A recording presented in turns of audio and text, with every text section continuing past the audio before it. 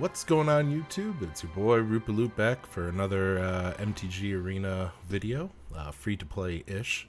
Like I said before, I did spend $20 to get the beginner's prize bundle and another one of the one-time bundles just to kind of get everything started out, help us out with this free to play. I won't be using any money to buy packs though. We're going to be getting everything from mostly going to be grinding, quick drafts, maybe some premier drafts once we get further and a little bit more comfortable drafting in Astra. But this is a great time to hop in free to play. The set has changed up, so everything for on these every card that you're going to get right now in standard is going to be playable all the way until next year, September. And then even the Innistrad Midnight Hunt cards, those are going to be good even longer than that. They are not going to get phased out until 2023, I believe. I think that's how the rotation works. I'm not sure how they're going to do that with Crimson Vow and Innistrad kind of being a double set, but anyways. So what we're sharing out today, I have finally finished all the little daily quests. You can see my quest is gone. I decided not to tape those. They're kind of boring gameplay. Those decks are not very strong and are kind of slow and just make it difficult to get all your quests done to unlock all 10 decks. But as you can see, we have all 10 decks now unlocked. What you have to do is you're going to be unlocking 5, and after you have unlocked the 5th deck, you're gonna have a quest to cast 100 spells, and I just finished that up. Took a little bit longer than I wanted to, but that's fine. So now that we have everything unlocked and our collection has a whole bunch of new cards in it, we're gonna start looking into crafting, possibly crafting a stronger deck. Well, that's what we're going to start out with here today. I don't think we're going to do any crafting today, but I wanted to show you some of the ideas that are good for getting your first beginner deck that could grow into something strong. All these decks right here are fairly strong decks. They're not top of the meta. Mono white and mono green are kind of up there. As far as mono red goblins, that's kind of a really budget friendly. As you can see, it only has 8 rares in it to craft this deck, but it's a very underpowered deck. Mono red decks are usually always in the meta, but right now I feel like mono white aggressive decks have taken the place where mono red used to be. Goblins is an okay deck. It's going to get you some wins until you start hitting up higher ranks. Once you start getting into gold, silver and gold even, you're going to start facing stronger meta decks like mono green, mono white, Is It Turns, which is completely taken over the format right now. And where you're really going to find the most success, honestly, and mono blue tempo, this is one I've kind of been playing around with myself, trying to figure out how to make it work. We're probably not going to craft mono blue tempo or mono red goblins. They're kind of untested decks, so I just want to show that you can make a monocolored deck in all 5 colors and use it in ladder to rank up. Now, mono black is a more control style play. It does still have a lot of creatures. It still does want to create a board presence, but it's fine with slower games. It's fine with kind of dragging things out, making the opponent lose more than trying to go for the win yourself. It's more defensive than an offensive strategy. Whereas mono white and mono green are looking to play creatures, get on the board aggressively, take hits on the opponent, and try and win within the first few turns of the game. As I explained before, aggressive decks are looking to win by turn 5, whereas control decks are trying to survive to turn 5 and later, where they become much more stronger.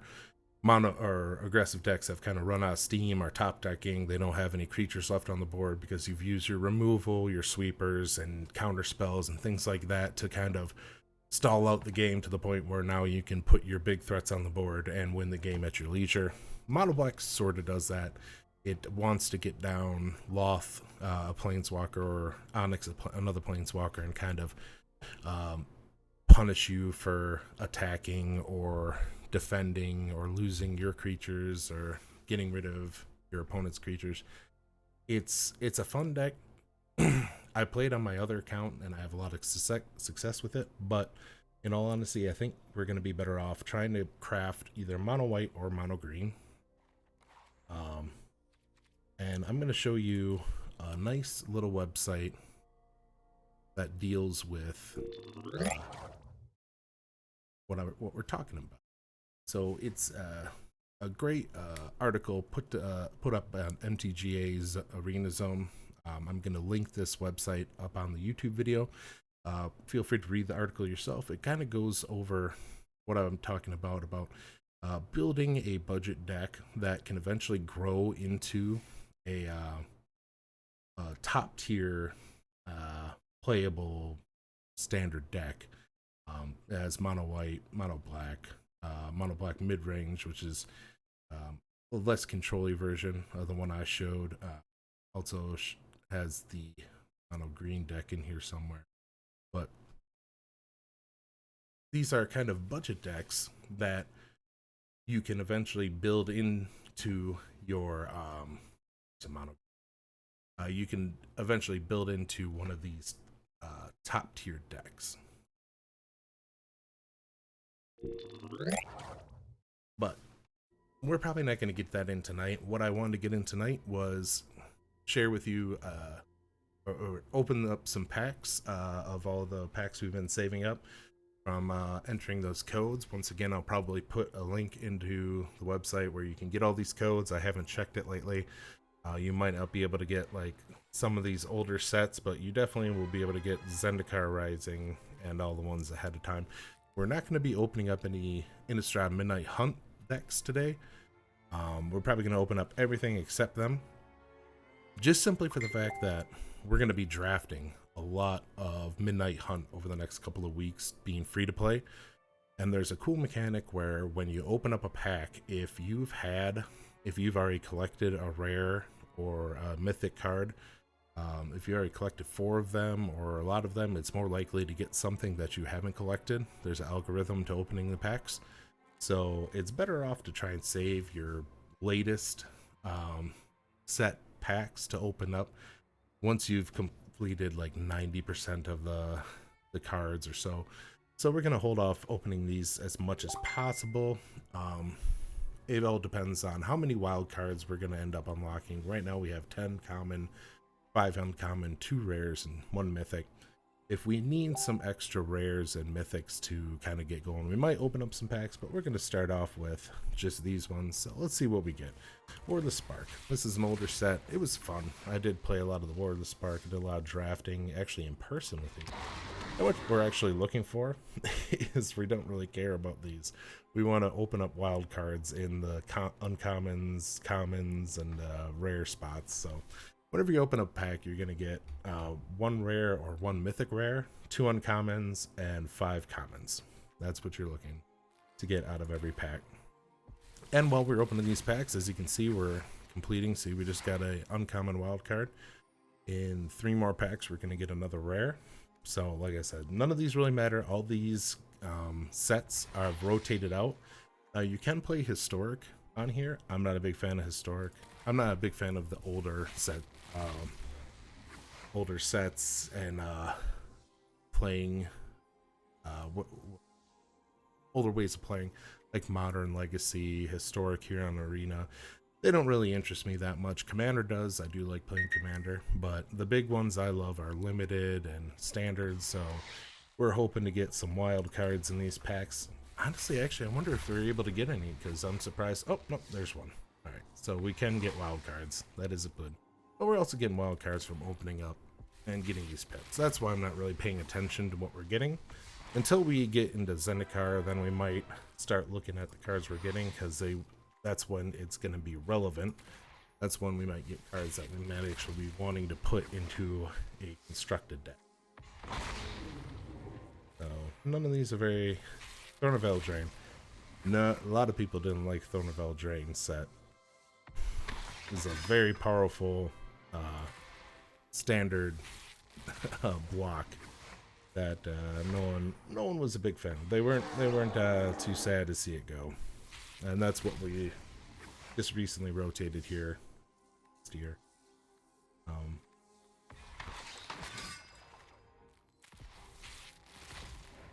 Anyways, we're gonna keep talking, keep collecting the wild cards, see how we're doing, get some more commons, love to get some more uncommons and rares. Typically, rares and rare mythics are the strongest cards out there. They do the most work, and most of the top tier decks are gonna have a lot of, oh hey, we got a gem, we must have collected all four. So when you collect all four of a set, or all four cards of a certain rare, all four rare cards of a certain type, you will get gems instead of if you open it again. And that's what you're trying to get towards with holding on to the packs of the most recent set. Up those gems, get into more drafts. It helps out a lot.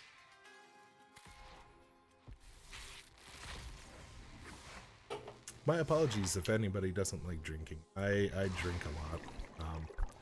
So you might catch me drinking if I ever stream or doing these videos. So same with the vape. I like vaping. I like the nicotine. So we must have had a mythic rare that I've already been collected. All four of. Got an extra 40 gems out of it. Not a bad deal. Would prefer wild cards. Those are a lot better than anything that we're opening in these packs. There's another mythic. That's too much good. Another uncommon, or another common. Common and rare, or uncommon. Alright, now we're actually getting into the stuff that more... You know what, let's get rid of... Kaladesh, that's reprinted for MTG Arena. I think they're trying to get all the sets in. Okay. Now we're in the good stuff. We got 4 packs of each of the current set, plus 10 of Midnight Standard, or current block, and then 10 of the current set that's out right now. So we're gonna hold on to those. Got another uncommon wild card. Description Insight. Don't think it really goes into that many decks. I'm not really seeing anything that's gonna help us out too much.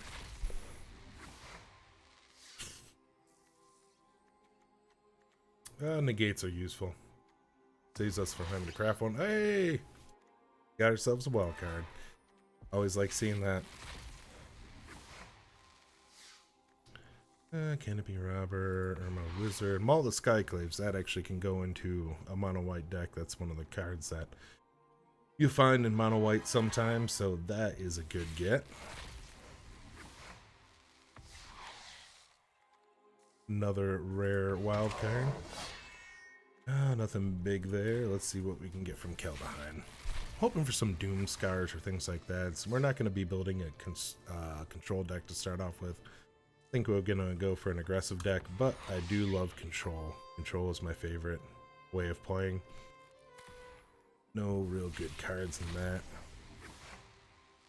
And you see with the Untapped GG, I'll also put a link in that. You can see your progression while you open packs of certain card set. See, we're up to 16.1% of cards collected for Kaldheim.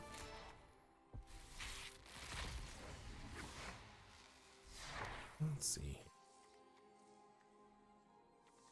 Not seeing a whole lot of good stuff. Spinning Rune Demon, okay. Yeah, we got one of the slow dual lands. I think they give us all those, so it's kind of a straw. Another one.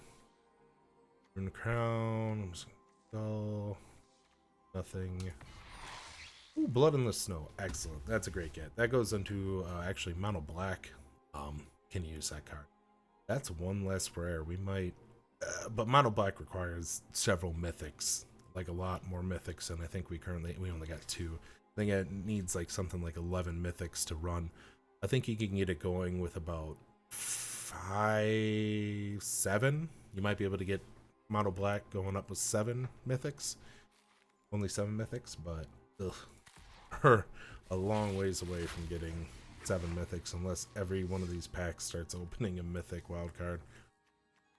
Oh, wow, this is a very green pack. Except for Magma Opus. Alright. I really didn't play a whole lot of Strixhaven. I didn't really do any drafting of that. Oh, hey, there we go. That helps out a lot. Did just do a whole bunch of drafting on my other account in the Adventures of the Forgotten Realms, but I do drafting in Strixhaven. This was kind of, I think, Harry Potter's Environmental Science is good. We use that in the sideboard with learn cards. It's a fun mechanic. I highly recommend look up. Hey, Shock is always a nice one. That's weird.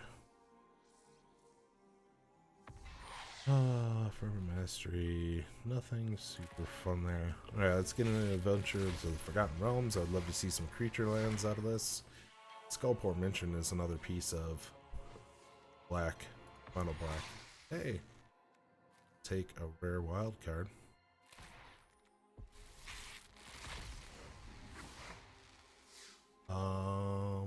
Big. What do we get?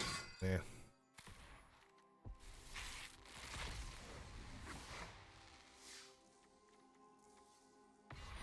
Ooh, another rare wild card. Really helps us out. The more rares we can get, looks like we're gonna get one more rare from that. You know what? I wouldn't mind another rare or mythic wild card here. Not seeing anything cool. We got uncommon. What do we get? Dancing. It's disappointing. But anyways, there we go. Midnight Hunt, I think we're gonna save, hold on to those. We came out with 22 commons, 19 uncommons, 10 rares, and 3 mythics. I'll try and build things with. Let's just take a look. So we need 23 rares for mono. We're 13 rares away. I mean, honestly, we could probably get majority of built. Mono white, we're only 9 rares away really from creating a mono white deck. So we might look into that. We are going to be doing, you know what, should we do, I think it's more worthwhile to the midnight hunts and do some.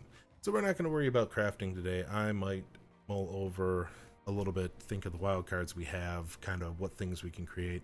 We can almost get a top tier deck built with the wild cards we have.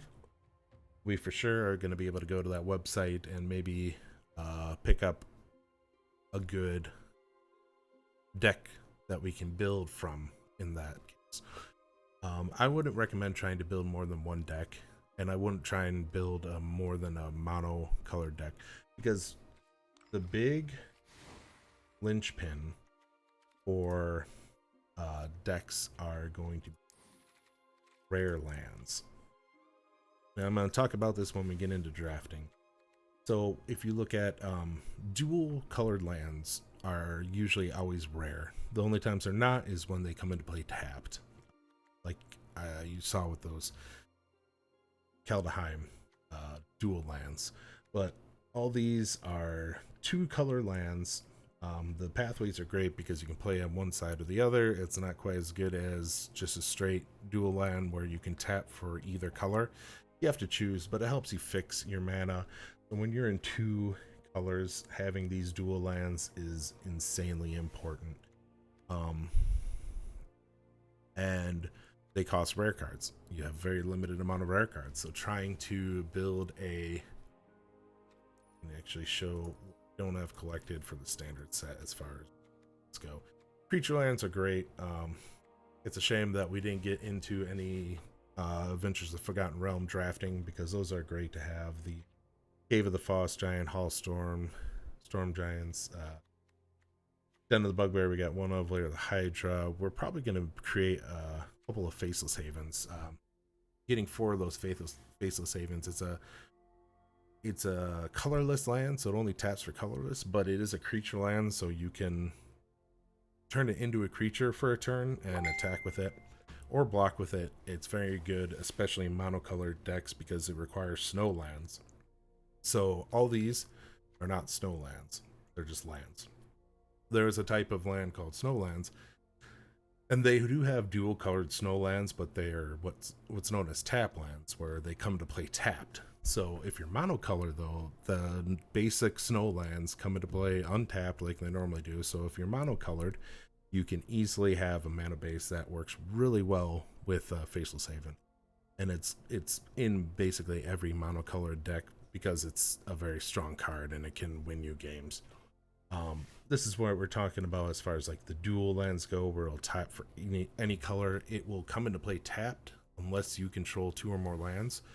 So these are the ones from Midnight Hunt that just came out. These snarls are from Strixhaven. I'm not a huge fan of them because you have to reveal a Mountain or Plains or it comes in tap. So it's almost a tap land for a lot of the game, especially if you draw into these late where you've already played all your normal lands. So there's Faceless Haven. In all honesty, we should probably craft all 4 Faceless Havens right now. We're going to do that. I would rather have all 4 Faceless Havens crafted up.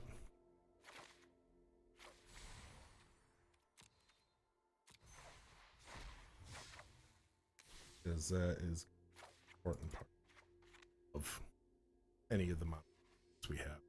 So we're down to 6 rares. I would also recommend that. If you want to craft up some decks, craft up a deck, monocolor is the way to do it. Faceless Haven is going to be 4 of your first rares should be used for Faceless Haven.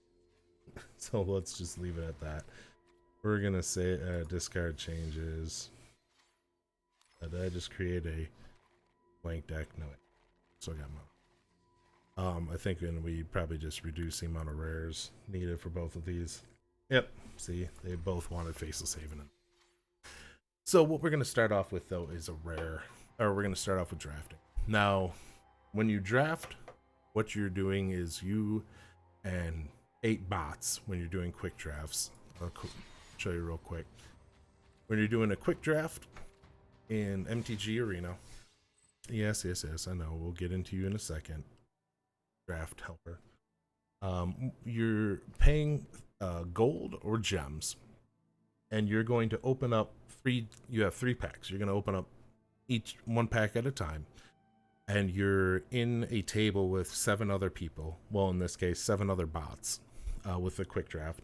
You're going to take a card out of that pack, pass it over. You're going to get the next pack from the person next to you. You're going to pull a card and you pass it. You're going to try and create a 40 card minimum deck with the cards you collect. So you're automatically getting, I did the math on this earlier, 42 cards just from the packs you open here. Plus you get rewarded packs with every win. Also gems. The important part in quick drafting is trying to get to 5 or 6 wins. That's where you get either close to even money or over even money. Those are kind of the break even areas. 5 to 6 wins where you continually just net enough to keep on drafting and drafting and drafting. With that 6,000 gold from those 2 packs, those 2 starter bundles that I purchased for $20, we'll get, I think it was like 7 drafts off of that, because of 750 gems. We are also going to want to use gold as much as possible. You're going to be getting gold off of your daily quests. You can see we've gathered up 8,000 gold from doing daily quests and winning. You want to try and get 4 wins every day, at the very minimum. Even more is better. But you start getting diminishing returns after the first 4 wins. You start getting cards or 25 gold or 50 gold. I forget. There's websites you can look up on as far as the diminishing returns go, but it's more important to complete your daily quests. You try and re-roll these into 750s. You won't always be able to. As you can see, I've completed some 500s. It's not a big deal, but maximizing your gold intake per day is going to be trying to re-roll, only do 750s, and getting your 4 wins of the day. And that should get you drafting. I think if you do that regularly, every single day, you should be drafting twice a day just by gold, just by earning gold, or drafting twice per week. But with that extra $20, we get some room to kind of draft a little bit more. I think that someone did the math somewhere I saw. You're wanting to do 40 drafts if you're rare drafting to collect a whole set. So that's going to take you quite a few weeks to try and accumulate a whole set, but we're not necessarily trying to accumulate a whole set. We're trying to um, get enough cards to create decks, do some standard events, do some more drafting. Most of our gold and gems, all our gems is going into drafting. Most of our gold's going into drafting. We'll do some standard events along the way. We'll try and get some rank up to get some end of the season rewards. Season is ending, I think, tomorrow, or no, that would be Sunday. Season ends Sunday, so we probably won't get very high this season, but we're gonna get as high as we can next season doing limited. Might not get very high in standard, but we're gonna try. Anyways, let's move on. There's also traditional drafts. Premier draft, traditional draft, I think, is another bot draft, but it is best of 3. Oh, you are playing with 7 other players. Okay, but it does cost more. It costs double the gold, double the gems to get in. Your break even, though, is you gotta get 3 wins to make your money back and then some. So I usually don't do traditional. They take so long. Playing best of 3 games. Same with traditional standard. I hate traditional standard. The games just take so long. I like unless I'm playing control, I like faster gameplay. And if I am playing control, I still like best of 1 because I'd rather just beat them. Take 15 minutes to beat them once than take 30 minutes to try and beat them twice. And then we got Premier Draft of Midnight Hunt. Once again, 10,000, 50,000. This one, you're still playing with 7 other players, but the price pool is a little bit healthier. Looks like you can go even right around 4 or 5 wins instead of 5 or 6 with. But we're mostly going to be focusing on the quick draft. That way we don't have to rush, because in Premier and traditional drafts, you are on a timer each round. Every time you get a pack, you have a certain amount of time to pick what card you want. We don't want to do that. We want to be able to look at our untapped GG. We want to see how the card ranks go and kind of figure out what we want to put in our deck, and take our time doing that. Another good source I'll put a link into is Death Seas. He puts out a Excel spreadsheet, a Google sheet out, and of his rankings of the current limited draft sets that are out right now, ranking S to D, I believe. S obviously being the cards you want the most, D being the cards you want to avoid. And while we're on the subject of what you're trying to get in draft, there's a common acronym that's used that's called BREAD. And that's B stands for bombs. These are cards that are going to win the game if they aren't answered. They're usually 4 power or stronger cards, so that means they win in 5 turns if the opponent has a life total of 20 and they hit every time. And they also have some sort of evasion, so it's easier for them to get those hits in. So usually you're going to see more rare mythics as straight bombs. There's small bombs where you'll see, like in the last set, a 4/4 dragon for 4 mana. That's still kind of a bomb because it has flying. It does another effect when it comes in, and the opponent has to deal with it. It's not easy to deal with. Then so that's B. For R is removal. Any card that deals damage to a creature or destroys a creature or exiles a creature or makes a creature like pacifism is an enchantment that'll make sure they can't block or attack. There's soft removal, like bounce spells that return a creature card to their player's hand, so they have to recast it. Blue has a lot of those bounce spells, but you get exile in black and white. You'll get direct damage in red. You'll get destroy target creature, usually black, as the most of those. So it's anything that's gonna. Your creatures are your strongest cards in draft. 9 times out of 10, you're gonna win a game because you have more creatures with bigger power and toughness than your opponent, and you're gonna deal 20 damage to them. Sometimes you can get maybe a mill win out. Sometimes you can play a very spell slinger burn style deck where it's just damage spell, damage spell, damage spell to the face, and they die that way. But 9 times out of 10, your creatures are going to carry you into a victory. So that's usually how I draft, is kind of focus on that creature attack winning strategy. There are smaller strategies in every different set. Look into reviews. There's a lot of people who do limited way more than I do, who are a lot more intelligent and a lot better at it, that are capable of showing you what cards work really well together, what colors work really well together, and what those archetypes are trying to do. Most of the time you'll have 10 different archetypes in a set. Magic has gotten really good at giving you a card in those two colors and kind of explaining what those two colors together are trying to do. Maybe I can show you in this draft a little bit about that, but we're gonna just jump right in. I didn't finish it out. So that's BR. E is evasion. Any creature with evasion, flying, death touch, trample, menace. Even if it can just say unblockable, creatures that are gonna get in to the other opponent and deal damage a lot easier. Those are kind of the next step of creatures you want. A is for aggressive. Those are creatures that don't have any type of evasion, but usually are your curve fillers. They're kind of at the bottom of the barrel of what you want to grab. Usually you're wanting 17 lands in your deck, so that means with the 40 card deck you have 23 playable cards. So aggressive creatures are kind of that 22nd, 23rd. You just need to fill out the rest of your deck card. Usually they have a higher power than toughness. That's usually more important than power is more important than toughness, because it can remove another creature from your opponent when they attack in. So that's that. And then D is for dregs, which is just the bottom of the barrel. This is the worst of the worst.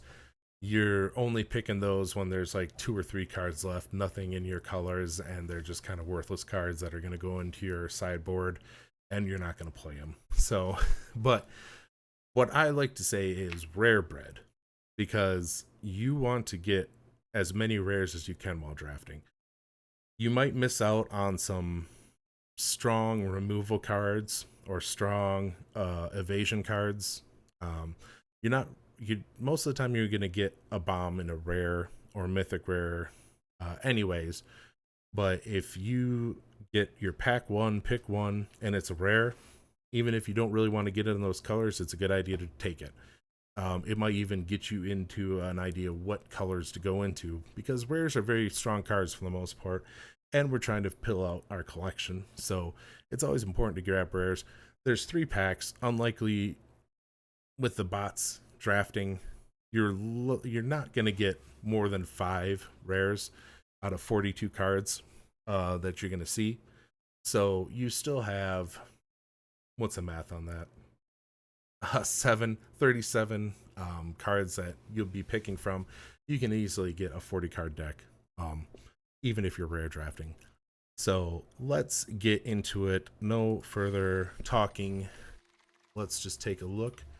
I recommend going in between these 2 views. It helps you kind of see how your mana curve is going. It's important to have that bell shaped. You want 3s and 4s up at the top, 5s, 6s and higher down, 1s, 2s down. So you want most of your cards there. Let's take Angel Fire Ignition. Now, put 2+1/+1 counters. A creature gains vigilance, trample, lifelink, indestructible, and haste until the end of the turn. That's a sorcery though, which kind of stinks.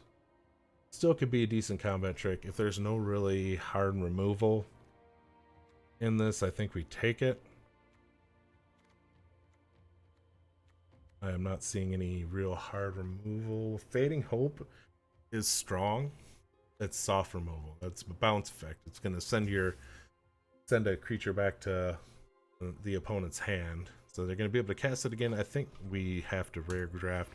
We might be in red or white. We might not. Let's see what else we have. Another Fading Hope from the next pack.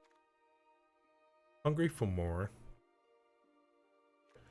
This is kind of one of those side post uncommons. What I was talking about, what kind of tells you what red and black wants to do. It wants red and black is a very sacrifice. It always wants to sacrifice things. So this will create a 3/1 black red vampire token with trample, lifelink, and haste, but you're going to sacrifice it at the beginning of your next end step.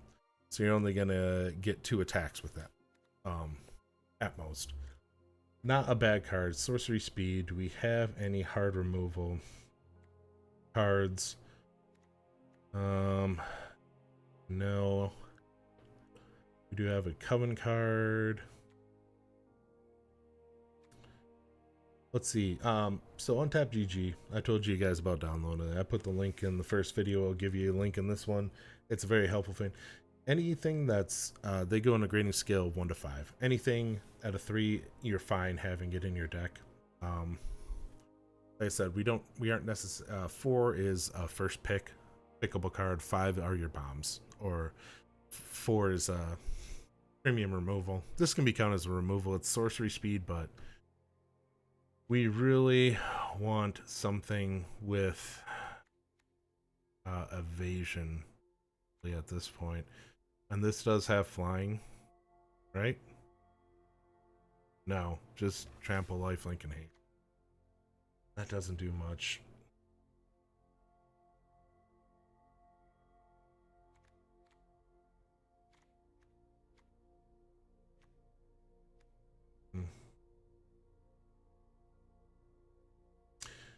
If we can change day and night cycles, you know, this could be good. Right now, off the bat, though, you know, blue is a pretty strong color in this format. Fading Hope is good. I think we take the removal, and we might be going into blue. Oh, let's see. So this is just a big dumb creature, but it does have aggressive stats. 6/5. Ward 1 means that somebody's gonna have to pay an extra mana if they want to target this with a spell or ability. The daybound, nightbound is just what creature is facing up. So this could be a good top ender.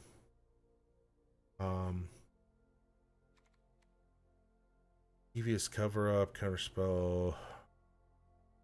Great for 4 mana. This is a great part about Untap GG because you get these little mentions in the cards down here at the bottom. It kind of tells you what's good.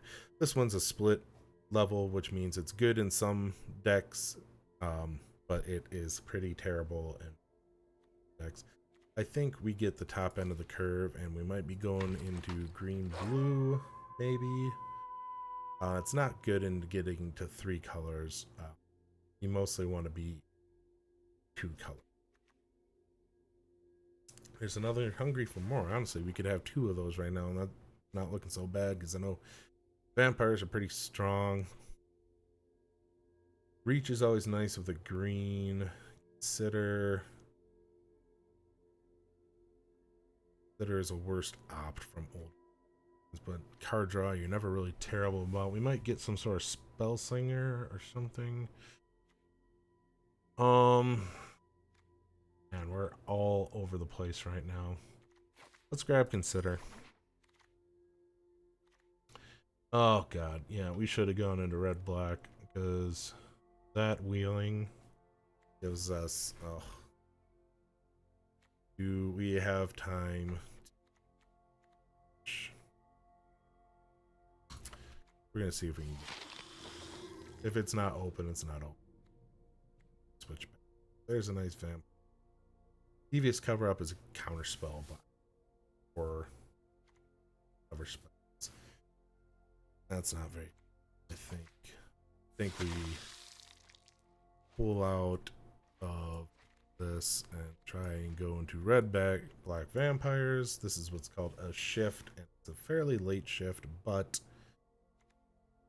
should be doing it. Oh.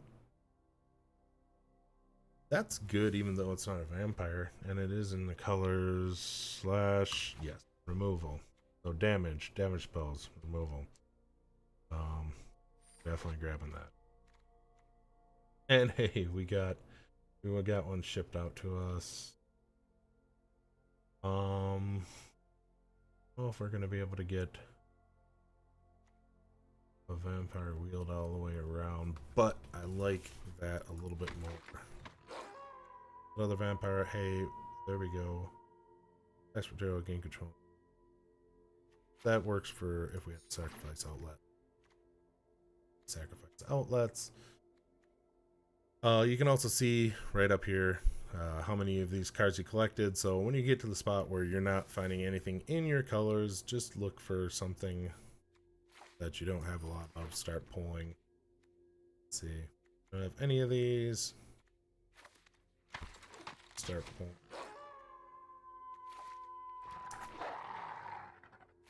On. Oh boy. Think. Oh yeah.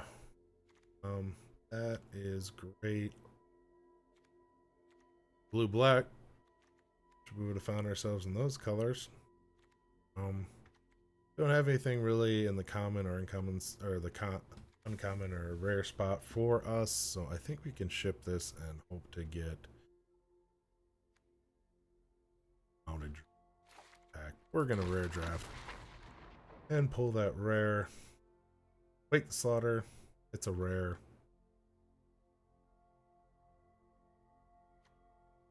Have one damage spell.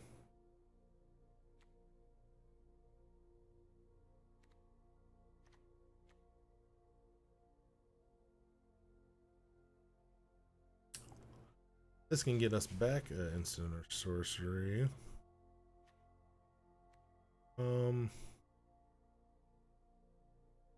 Think we go that way. No, I said, oh, we do rare draft him. That was a terrible rare, and now we really don't. We really don't want to go too bad. Delver Secrets goes into a lot of decks, so I'm actually gonna. This is gonna be a rough draft. Demon Wizard, that can help us out. So it can grow big and strong. Sunrise Cavalier is a very strong card. If we were in red and white, I don't think we can shift back into red.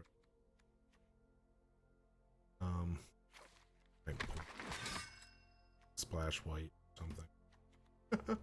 Play with fire, perfect. Good damage. Flesh Taker, Chap on the Alms.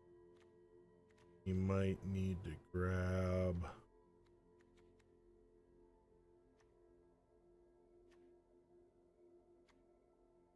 our draw. It might get shipped. It might go into our sideboard. I'm not sure. Vampire Archer, so we get some vampire synergies. Black is not open in any way, shape, or form. I think I like the vampire here. Oh, sweet. Okay, we got one that shipped to us. Immolation. Immolation we could possibly put on a creature and kill it with. Tavern Ruffian. I think we do this to try and grab sorcery back. Pax Betrayal. We don't have anything to sacrifice. Or so that's not good. Body.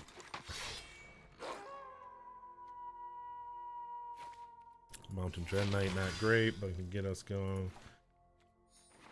So we're sitting at 16 cards with one pack left. Let's hope we can get some good things. Brutal Cathar actually goes into mono white, so yeah.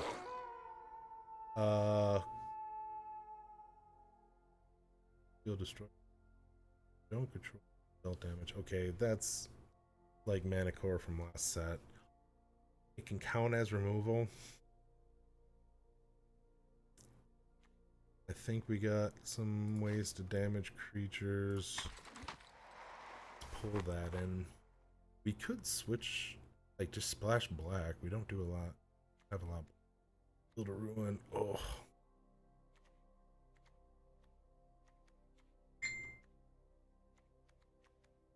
Field of Ruin is pretty strong.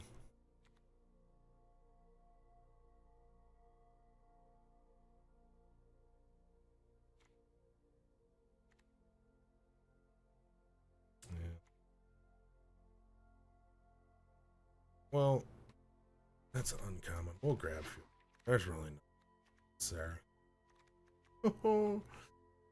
We're in a spot of trouble, fans. Alright, well, our deck top heavy at the moment. We need some free drops to fucking around to us to help us out here. Another Field of Ruin. Vampire Interloper is a good 2-drop. Helps us out. This is a 6-drop. Yep, definitely playable. This deck. Oh, there was. But we really need something. Union, exile up to 1 target card. Graveyard, create a 2. That doesn't.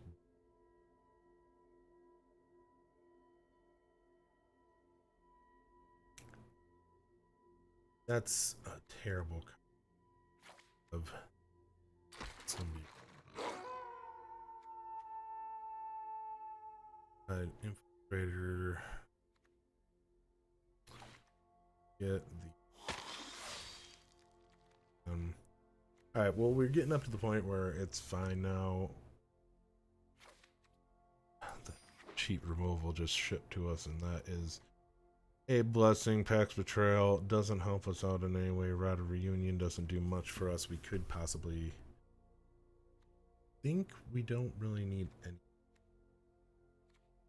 Everything's going to go into sideboard.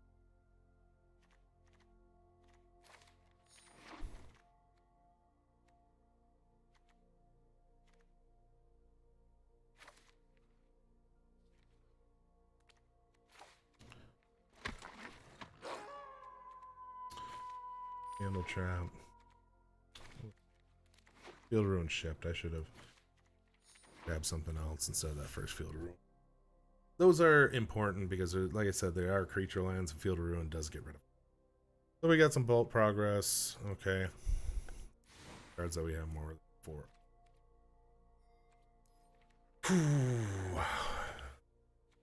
So we do have 40 cards. We're pretty much dead nuts on. The top end outs on Mounted Dread Knight or Dreadhound. It's actually a fairly decent curve. I wasn't expecting much. We didn't get very many pieces removed. Play with Fire and 2 slashes. I mean, we barely have any black. The black we do have is top end.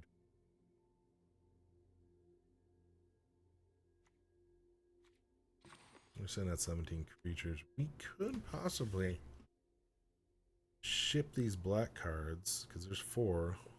And maybe get in a little red white. What other white? We get a Brutal Cathar.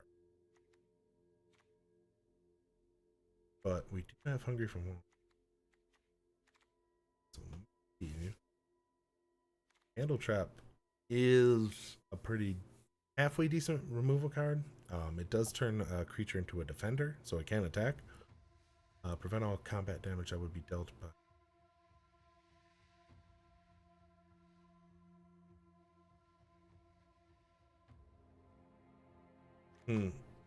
We might consider at 5, 6. We're gonna help. So we'd have to try and we could put Field of Ruin isn't gonna help us out. We could bring in like a werewolf. Because the only real vampire synergy is with Solicitite. But it does give +1/+1 counters.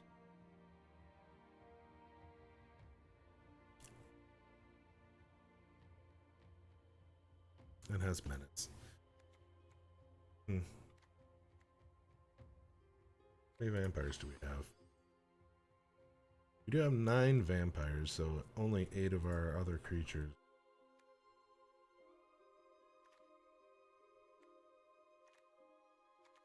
Well, for one, we don't need nearly that many swamps. We're gonna want more. Way more. Maybe.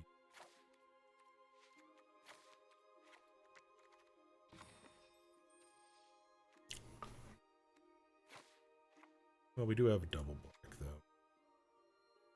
No real double red. So that's fine. So we'll still be able to get black most of the time.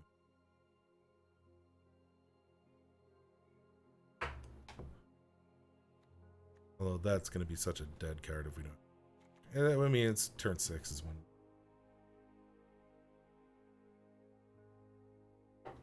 When it's 6 draws, you rarely keep anything. You rarely keep anything as starting hand that's less than 3 lands. So you have a pretty strong set. I think this might do okay. Let's call that good. And let's play a quick game just to see how it does.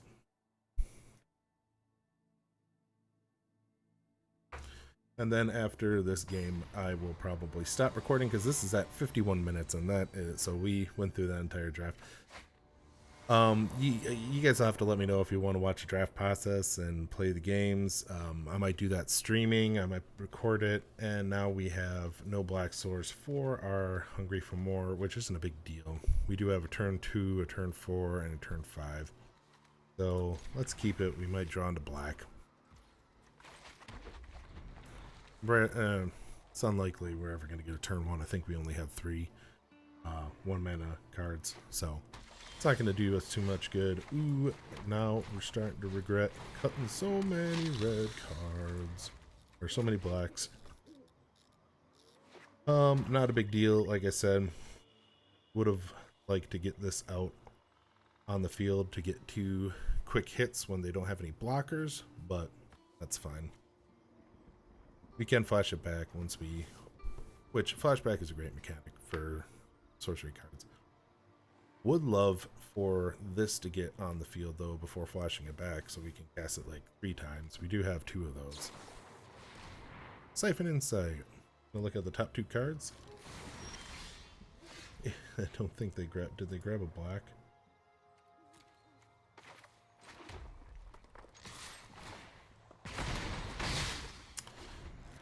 Oh, we are going to be in trouble if we don't get any black mana. I mean, not super big trouble. I mean, this is good on later turns. Honestly, over getting black mana, I would love... Well, we're about to get a turn 4. You're just going to keep on trying to play stuff off of our deck. That's fantastic. Hey, we got that. Let's go in for a hit. Let's do that. Next. Let's play that and grab...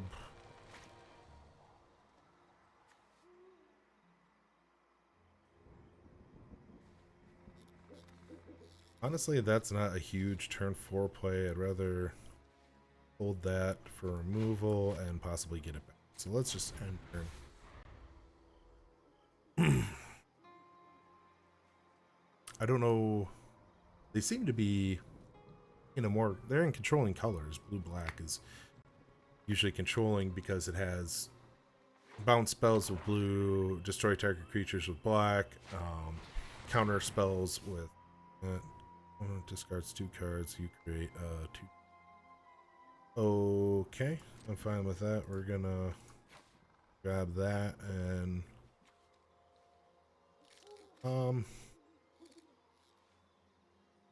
Yeah. Still don't. But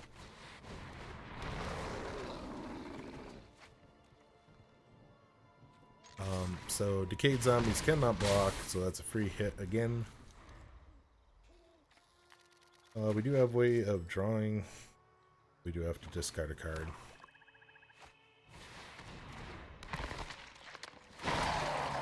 And now... Oh, that's going to be really bad for us.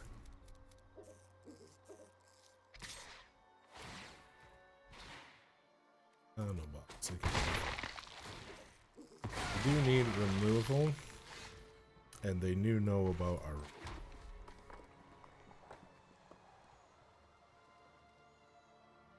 So let's see if we can get in a hit. It's not the best attacks in the world. It's something's going to get 8. by that, but maybe they forget about my damage spell, because I wouldn't mind doing a 2-for-1 to get rid of that dire horde. So let's slash it.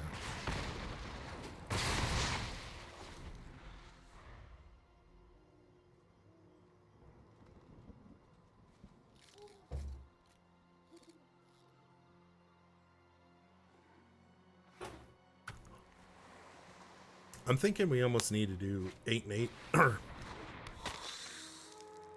because we do want red in our hand, but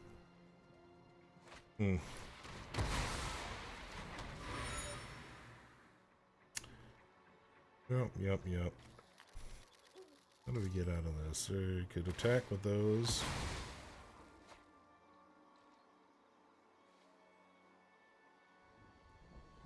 Or are they holding them on for sacrifice effects? Because those are what the best thing is. You can't block with them. Well, alright. We could...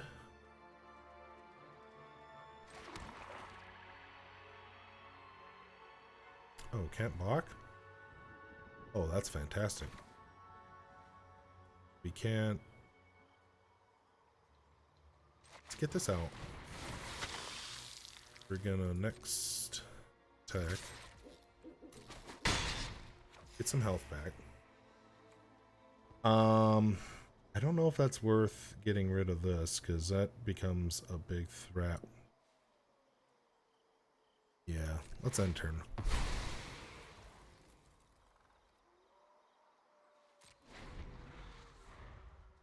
Oh, I forgot that. I thought it sacrificed at the beginning of the next end step. Oh. I thought it meant on your next turn. Well, that's a terrible card then. I don't understand that point of that at all. I don't think there's any way we're going to be able to do damage to that. To turn on Mounted Dread Knight.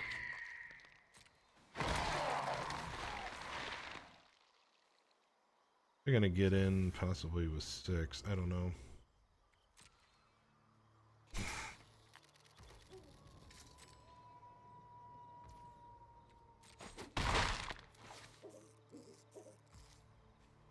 I think we just gotta discard it. Try and get something better.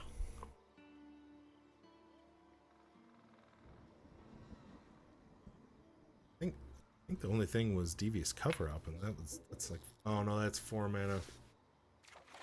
Oh, okay. Well, bit of a spot of bother.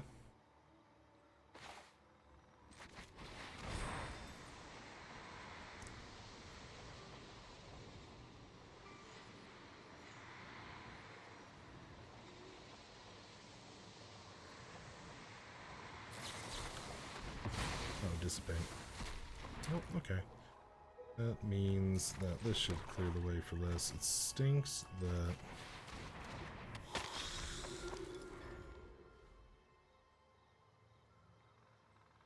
And then we can... Revelation.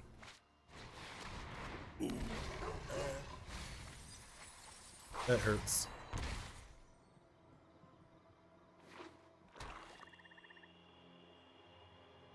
This is a big boy. I think we did a bit of a misplay.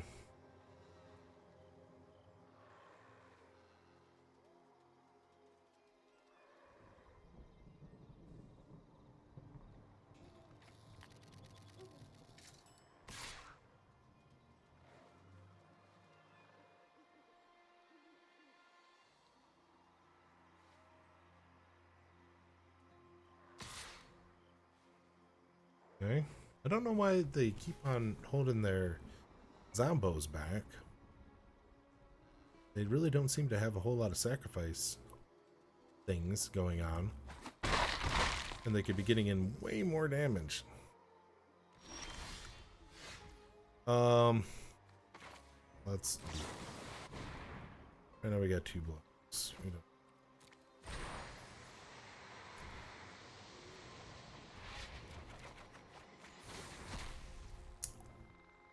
So we do have that. You get in for 2, then they get in for 6, 12. So we basically are gonna have to X.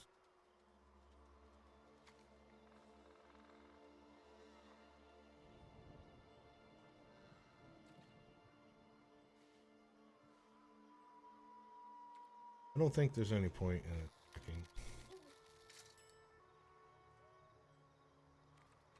No attack. Get you in.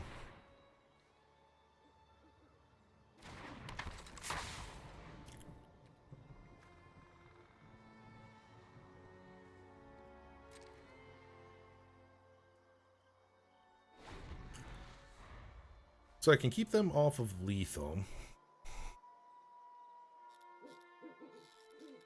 with the blocks by basically sacrificing my vampire socialite to the exact walker, or like having, you can have a creature block another creature and then sacrifice it. The block still remains, so that creature doesn't hit you.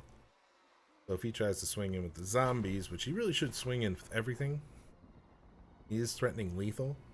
If he only swings in with the Dread Horde, Dreadhound, I could, I won't be able to blow. But I will be able to transform this ecstatic without damaging myself too much. Okay.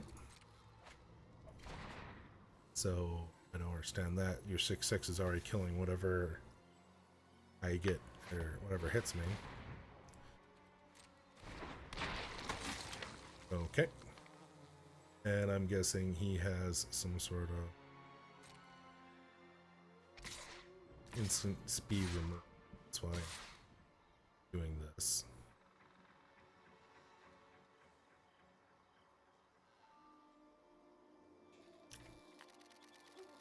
Or is that, what's that one creature that kills creature damage this turn or something like that? It's still a blowout. I don't think I can stabilize from this. I don't get enough removal. I've already used 1 slash. I only had like 3 others. Alright, resolve. Resolve. Resolve.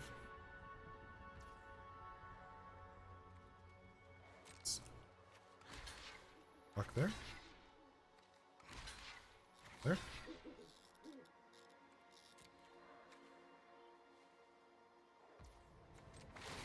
Activate.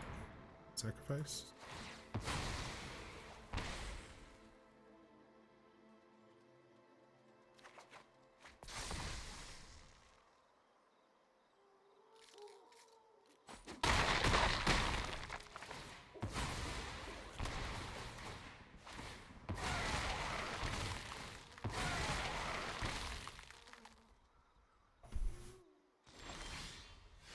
Oh, I thought I had flying. It does not. He just lose to his flyers next turn. Because there's no. You have 6, 9 mana, 6 for even spell. And he has blocker.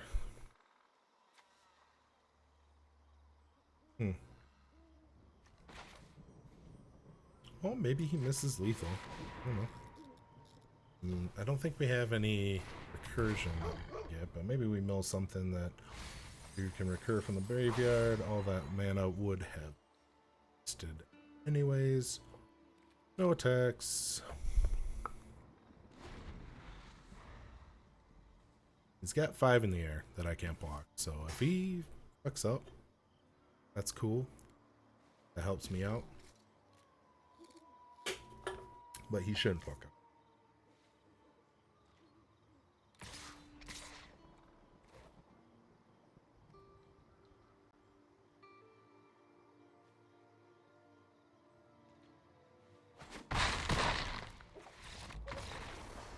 Almost got there.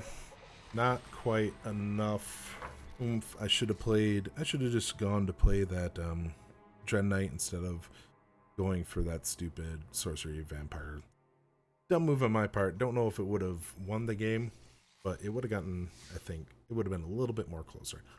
This isn't a terrible deck, but I don't know how many wins they're going to get. We're going to try and get up to 5 or 6 wins. I'm probably going to do that off of camera. I'm guessing maybe 2 or 3. That's actually what we're probably going to, which isn't a big deal because we use gold. We're just netting gems at this point. But anyways, you always want to try and get as many wins as possible, get the most gems. You also get a higher percentage of getting a second free pack, and obviously at 7 wins you do win 2 packs plus an extra 200 gems on top of what it takes to enter into one of these drafts. Hope you all had a great time watching this, watching me lose on the first draft of this channel, but hopefully I explained some of the things that we're doing. Like I said, I'll put in the link for the Untapped GG draft helper. Hopefully it helps you a little bit more than it helped me. You can get some better packs. I'll also put in a link for that article about possible budget builds that'll eventually you can build into a top tier deck. And then I'll also include the link to get those pack codes so you can open up your own packs. Like I said, do your best not to open up those Midnight Hunt packs. Those are important to help you round out your collection at the end of doing a whole bunch of drafts. But you guys have a great night, and I will catch you all in the next video. Peace.